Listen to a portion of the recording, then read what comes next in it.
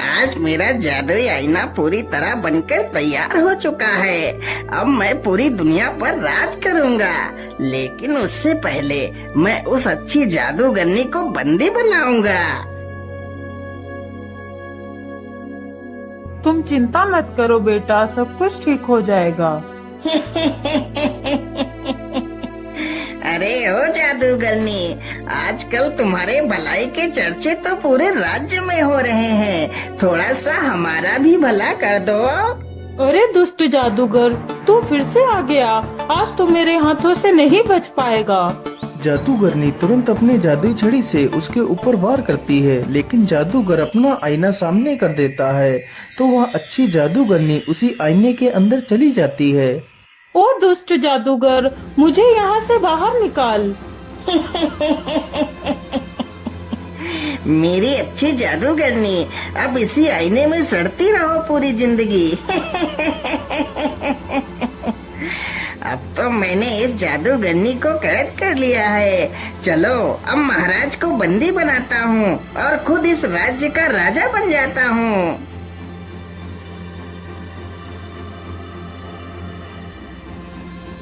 महाराज, पेश करता हूँ दुनिया का सबसे अद्भुत आईना। इसमें आप अपने आप को देखकर यह जान सकते हैं कि आप कितने शक्तिशाली हैं महाराज।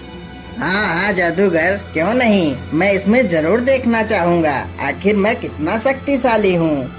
राजा चुपचाप आईने के सामने जाता है, तभी वह उसी आईने में समा जाता है। अरे ये क्या, महाराज तो आईने के अंदर चले गए।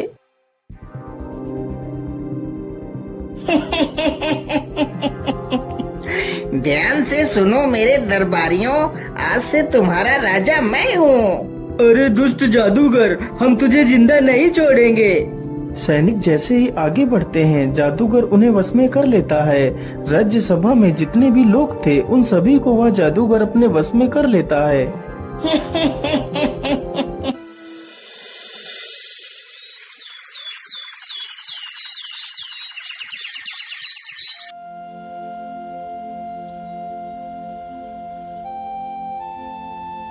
बेटा, तुम रोज रोज ऐसे कब तक भटकते रहोगे? मेरी मानो तो तुम्हें महाराज के पास जाना चाहिए। वह तुम्हें जरूर किसी नौकरी पर रख लेंगे। वह बहुत दयालु हैं। हाँ माँ, आप बिल्कुल ठीक कहती हो। आज मैं महाराज के पास ही चला जाता हूँ।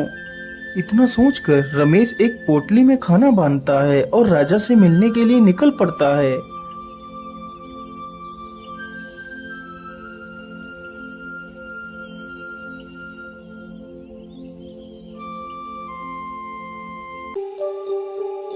अरे कौन है तू और मुंह उठाकर कहाँ चला आ रहा है? मेरा नाम रमेश है और मैं महाराज से मिलने के लिए आया हूँ। महाराज से मिलने? लेकिन उनसे मिलने के लिए तो तुम्हें इस आईने के अंदर जाना पड़ेगा। लेकिन मैं कुछ समझा नहीं, आप क्या कहना चाहते हैं? मैं यही कहना चाहता हूँ कि मैंने तुम्हारे महाराज को बंदी बना लिया है और अब मैं खुद इस राज्य का राजा बन गया हूँ। वैसे तो मैं एक जादूगर हूँ। अरे दुष्ट जादूगर, तू मेरे महाराज को छोड़ दे, नहीं तो मैं तुझे जिंदा नहीं छोड़ूंगा। बेचारा रमेश जैसे ही उस पर प्रहार करने के लिए आगे बढ़ता है, तभी वह जादूगर तुरंत ही अपने आईने को रमेश के सामने कर देता है, तो रमेश भी उसी आईने में समा जाता है। अरे ये मैं कौन सी दुनिया में आ गया? लेकिन यहाँ पर तो कोई भी नहीं दिखाई दे रहा है। आखिर महाराज कहाँ पर हो सकते हैं? चलो सीधे ही चलता हूँ।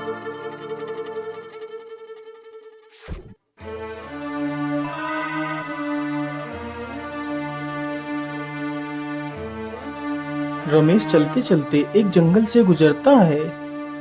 ओफो, चलो जाओ यहाँ से। अब तुम दोनों बड़े हो चुके हो। अब तुम दोनों को हम खाना नहीं खिला सकते, इसलिए तुम दोनों को खाना ढूंढकर खुद खाना चाहिए। लेकिन पिताजी, अभी तो हम खाना ढूंढ नहीं सकते। कुछ दिनों के लिए हमें और रुक जाने दीजिए। लेकिन कौवा जान चुका था कि उसके दोनों बच्चे अब खुद पर निर्भर होने के काबिल हो चुके हैं, इसलिए कौवा अब उन दोनों बच्चों को अपने ऊपर निर्भर नहीं रखना चाहता था। इसलिए कौवा उन दोनों को भगा रहा था। कौवे की ये सारी करतूतें रमेश नीचे खड़े होकर सुन रहा था।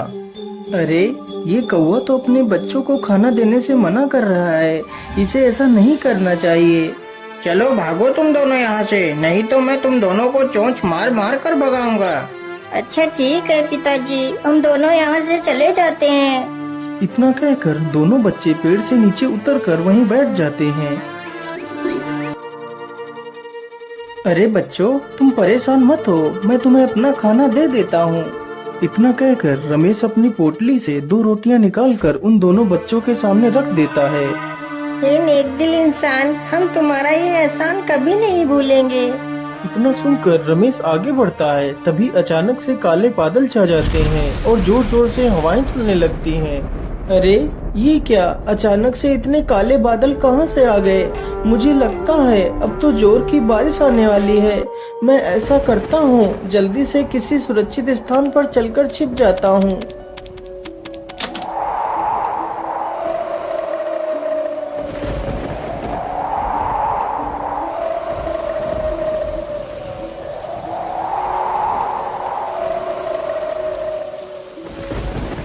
अरे उधर तो एक झोपड़ी है, चलो जल्दी से उस झोपड़ी में चलकर छिप जाता हूँ।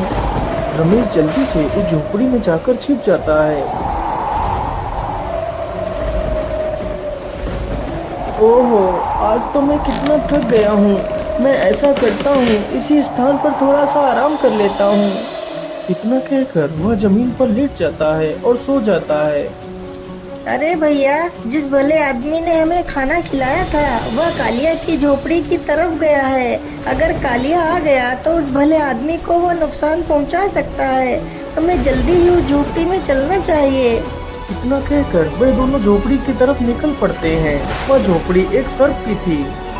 अरे यह मेरे घर में कौन सो रहा है? इसकी इतनी हिम्मत कि मेरे घर में सोए। मैं इसे जिंदा नहीं छोड़ूंगा। इतना कहकर वह सर्प उसे डसने के लिए आगे बढ़ता है। तभी वह दोनों बच्चे वहां पर आ जाते हैं और उस सर्प की पूंछ पकड़ लेते हैं। ओहो, ये इतनी जोर जोर से कौन चिल्ला रहा है? मुझे सोने दो। अरे राम राम राम, ये कितना जहरीला सर्प है।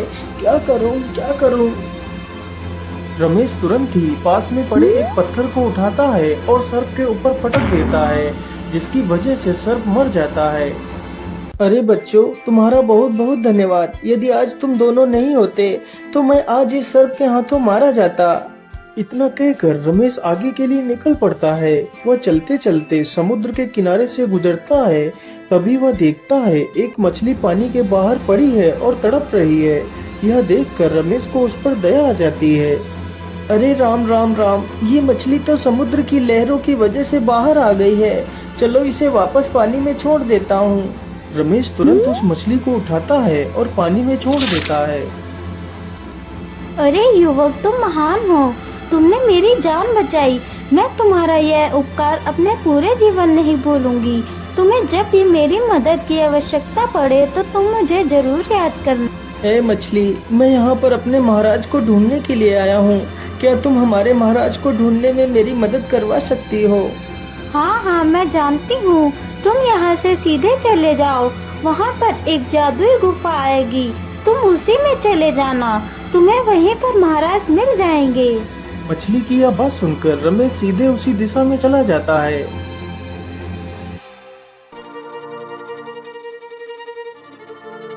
मुझे लगता है यह वही गुफा है जिसकी बात वह मछली कर रही थी। चलो इसके अंदर चलता हूँ। रमेश गुफा के अंदर चला जाता है तो देखता है गुफा में कई सारे लोग बंदी हैं, जिसमें वह अच्छी जादूगरनी भी शामिल थी। महाराज, आप तो इस पिंजरे में बंद हैं। मैं आपको यहाँ से कैसे आजाद कराऊं? अरे बेटा, इस पिंजरे से आजाद भी होगे तो क्या, इस आईने से बाहर कैसे निकल पाएंगे? लेकिन आप कौन हो? मैं एक जादूगरनी हूँ। मुझे उस जादूगर ने धोखे से बंदी बना लिया है। हे जादूगरनी, क्या यहाँ से बाहर निकलने का कोई मार्ग नहीं है? बेटा, यहाँ से बाहर निकलने का बस एक ही रास्ता है। तो आप जल्दी से बताइए, वह रास्ता क्या है? मैं आप सभी को यहाँ से आजाद कराऊंगा। यहाँ से बाहर निकलने के लिए हमें एक जुगनू पत्थर ढूंढना होगा, जो पत्थर समुद्र में मिलेगा, यदि वह पत्थर मिल जाए तो मैं उस जादूगर को अच्छा मजा चखा सकती हूँ। हे जादूगरनी, आप चिंता ना करें, मैं जल्दी ही उस जुगनू पत्थर को ढूंढ कर लाऊंगा। इतना कहकर रमेश वहाँ से निकल पड़ता है और समुद्र के किनारे पहुँच जाता है। हे मछली मेरी दोस्त, तुम कहाँ हो? मुझे तुम्हारी मदद की आवश्यकता है। बोलिए दोस्त, तुम्हें मेरी क्या सहायता चाहिए? मेरी दोस्त, मैंने अपने महाराज को ढूंढ लिया है, लेकिन अब मैं एक चमकीला पत्थर ढूंढ रहा हूँ। यदि वह पत्थर मुझे मिल जाए तो मैं अपने महाराज के साथ साथ बाकी सारे लोगों की भी जान बचा सकता हूँ। अरे तुम चिंता मत करो, मैं जानती हूँ वह चमकीला जुगनू पत्थर कहाँ है। तुम यहीं रुको, मैं अभी वह पत्थर लेकर आती हूँ। मछली तुरंत पानी में जाती है और कुछ ही देर में वह चमकीला जुगनू पत्थर लेकर आ जाती है। जुगनू पत्थर देखकर रमेश बहुत ही खुश हो जाता है और जल्दी से वह पत्थर लेकर वहाँ से चला जाता है। ये लीजिए जादूगरनी, मैं उस जुगनू पत्थर को ले आया हूँ। जादूगरनी तुरंत उस जुगनू पत्थर को अपनी छड़ी से स्पर्श कराती है तो जुगनू पत्थर उसी छड़ी में समा जाता है, तो वह और भी ज्यादा शक्तिशाली हो जाती है। जादूगरनी का पिंजरा अपने आप ही नष्ट हो जाता है। फिर वह सभी को आजाद करा देती है। अरे जादूगरनी, हम यहाँ से आजाद तो हो गए, लेकिन हम यहाँ से बाहर कैसे निकलेंगे? महाराज, यह एक जादुई नगरी है। यहाँ से बाहर जाने के लिए हमें उस अनोखे झरने के पास चलना होगा। सारे लोग जल्दी ही उस झरने के पास जाते हैं। लेकिन यहाँ पर तो कोई रास्ता नजर नहीं आ रहा है। महाराज, आप फिक्र मत करिए, मैं अभी रास्ता बनाती हूँ। जादूगरनी ने तुरंत ही अपनी जादुई छड़ी से एक रास्ता बना दिया। फिर सारे लोग उसी रास्ते के अंदर चले जाते हैं। अरे ऐसे कैसे नहीं देगा? सैनिकों, तुम जल्दी से जाओ और मोहन को पीटते हुए मेरे पास लेकर आओ।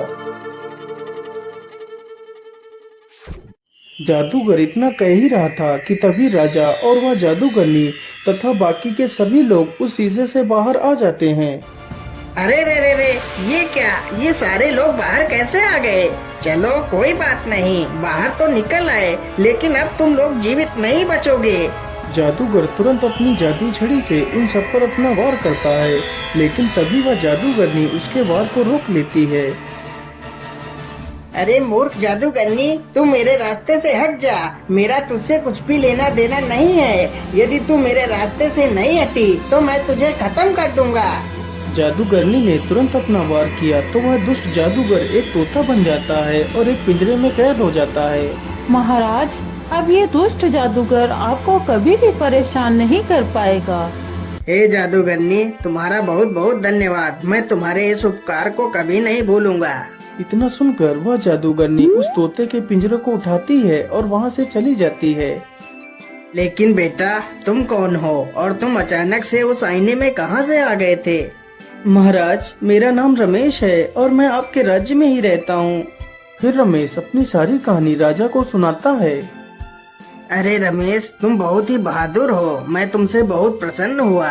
यदि तुम अपनी बहादुरी नहीं दिखाते तो हम कभी भी उस कैद से आजाद नहीं हो पाते। इसलिए आज से तुम मेरे विशेष अंगरक्षक हो। उसी दिन से रमेश राजा का विशेष अंगरक्षक बन जाता है।